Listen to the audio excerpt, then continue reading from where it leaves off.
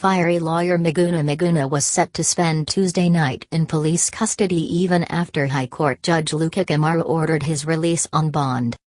In an order delivered last evening, Justice Kimaru directed that Mr Miguna be presented before him Wednesday morning. He further ordered that no criminal charge should be filed against him.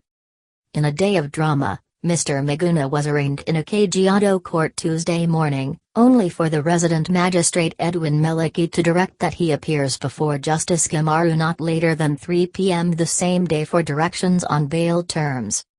Mr Malochi further directed that Mr Miguna, who has been in police custody since last Friday, appears before him on February 14 for plea taking.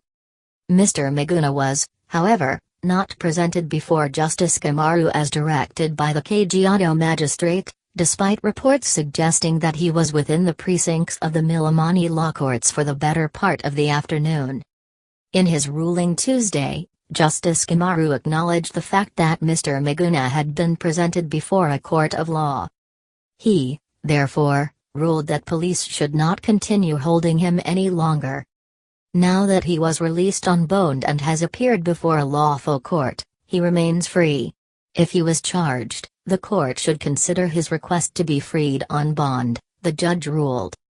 The judge had earlier in the day found Inspector General of Police Joseph Boynet and Director of Criminal Investigations George Canetti guilty of acting in contempt of court.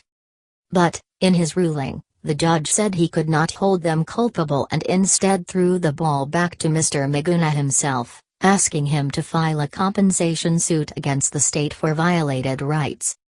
He pointed out that since the case that was filed before him required that he be produced in court, he lacked the jurisdiction to terminate the proceedings or grant him any remedy.